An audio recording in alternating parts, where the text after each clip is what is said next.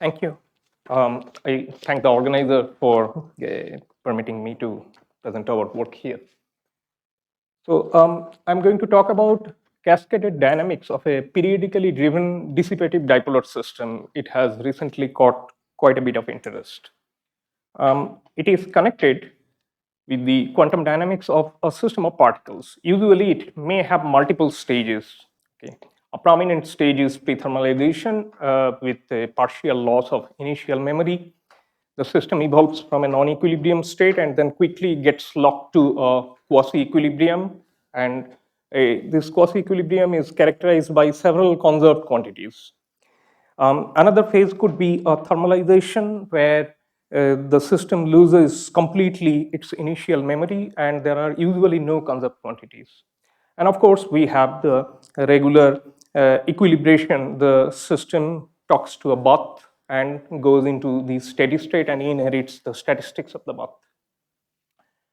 Now, these three are usually dealt with a different mechanism. Theoretical frameworks are all different, but we'd like to see whether they can be connected. And moreover, we start with the first one, the prethermalization in a driven dipolar dissipative system. I would like to show you one experiment that people have done and would like to explain that with a little detail because this is what we are going to explain differently. So what they do is they take a paramagnetic system, spin half particles, dilute systems coupled to each other, put them in a strong magnetic field. So they have a big polarization, magnetization. Then they apply a pulse, that solid blue rectangle, to flip the magnetization by 90 degree from z axis to say x axis. So the magnetization is in the transverse plane with respect to the polarizing field, and then they apply a transverse field along the same direction. If they do, and they keep it on, what they find, the magnetization stays on, it decays very slowly. The characteristic time constant is hundreds of seconds. But had the field been not there, the system, the magnetization would have decayed in millisecond.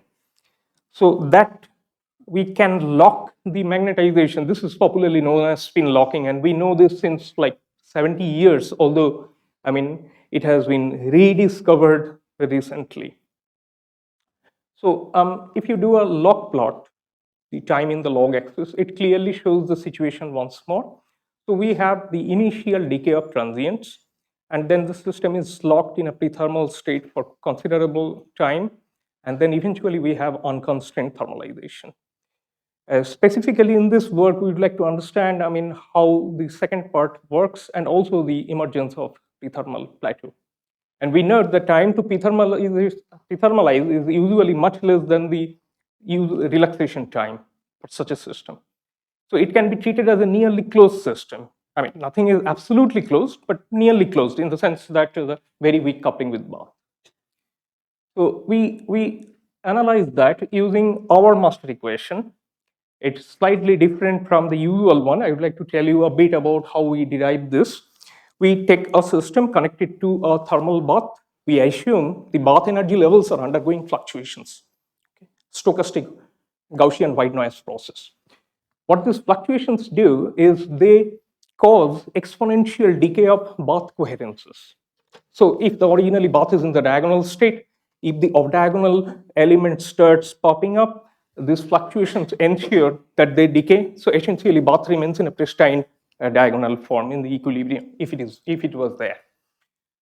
Now, this correlation time of decay, I mean, like this fluctuation correlation time, tau c, it is usually much shorter than the system dynamics time scale. So we can choose an intermediate time scale delta t to Coates-Grain von Neumann-Liouville equation to arrive at our master equation. Now, in delta t, the delta t is much shorter than the system's typical time scale. So that means the system evolution can be linearized in delta t.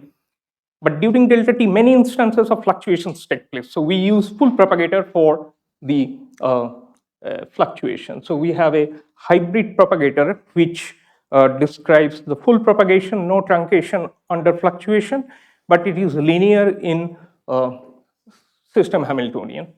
So we use that propagator, we do regular Course graining, use Born approximation, and we come up with a fluctuation regulated master equation, which is in the standard GKLS form, where we have the slow Hamiltonians in the first order in the commutator, and we have multiple dissipator. We have the usual dissipator from system Bath coupling, and we also have dissipators from the coupling in the system or the drive.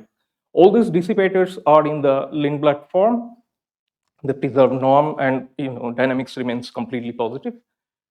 And we have exponential kernel in all dissipators, so the spectral densities are Lorentzian. Some of the applications of this fluctuation regulated quantum master equation from our group is in quantum optics and quantum computation, and also some foundational work on quantum mechanics. Now we use this master equation and use it on a two-spin dipolar system, the smallest quantum many-body system. So two-spin, this is the Zeeman term, and we write there dipolar Hamiltonian, and we split it into two parts. The part which commutes with the Zeeman, we call it the secular Hamiltonian. The other part which oscillates is the non-secular one. We use the standard drive and plug everything in our dynamical equation, the master equation. So we have three dissipators. One is from drive and secular part, which also appears in the first commutator. We have a dissipator from the non-secular dipolar Hamiltonian, and we have a dissipator from the system of coupling. The last two terms, they feature spectral densities at various frequencies, m omega naught tau c. Omega naught is the Larmor frequency, and tau c is the path correlation time. Now we make certain assumption to start with, which we'll relax later, that the drive and the dipolar coupling is much stronger than the system of coupling. So meaning all the dynamics due to the drive and the dipolar coupling will happen much quickly than the system of coupling. So it can be kind of treated as nearly closed. And then we also assume that omega naught tau c, this product, is much greater than 1, which means the spectral density is a small fraction. So if we do that, this dissipators, we have a ordered structure. If you look at the operator norms, the drive plus secular dipole, the dissipator is strongest, then the non-secular part, then the system path. Now, it gives you very complicated dynamics with so many terms. So what we do is we simplify. We take the strongest dissipator. So here the density matrix, we have the smooth Hamiltonian and the dissipator from that one. And it's quite clear that if the density matrix does not commute with this Hamiltonian, by the way, the dissipator can be written in a double commutator form of this Hamiltonian. So the part of the density matrix which does not commute with this Hamiltonian will vanish because the dissipator acts on that. Professor. And the part which commutes, it will stay. So the system coherence will start some non-equilibrium state, and then it will oscillate and it will go into a quasi-equilibrium part. You have 2 minutes, 2 plus 2 minutes remaining. Yeah, I know. Okay. So the conserved quantities are the dipolar order, which commutes with the all Hamiltonian. Particularly the drive, it's a global rotation, it does not change the dipolar order. And the prethermal order is just expectation of the driving Hamiltonian. Now we add the non-secular part. The non-secular part has a spectral density is much smaller, so it acts at a later stage. And now we have the dynamics, the emergence of the prethermal plateau that we have seen previously because of the dissipator for the drive and the secular Hamiltonian. The non-secular part is responsible for constraint thermalization. You can also have a phase diagram like plot where omega naught tau c now we vary. So it starts from non-equilibrium state, and for small omega naught tau c, all the eigenvalues are similar. We have a featureless mono-exponential decay. But if you increase that, then we have two groups of eigenvalue of the Liouvillean. So they dissipate and then gets locked into a prethermal phase, and then eventually it goes to a final steady state because of the weak eigenvalues. So here is the complete dynamics for a different observable. What we show is because of the presence of multiple orders, one can have multiple plateau. That first you have a prethermal phase, then a constraint evolution. There might be some conserved quantities left, a second plate, second plateau, and eventually the bath takes the system to the final equilibrium. The work was done by two of my students, Shaptarshi and Arnav, and I think I already mentioned the important part, the take-home messages. So essentially, a new framework can describe the emergence and moving away from prethermal phase. Thank you. Thank you for the talk, and we are open for questions now.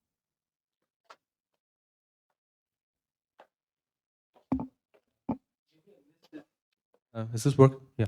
Maybe I missed this. So I thought you had some spins with some coherent drive and some magnetic field. So where did the dissipator come in?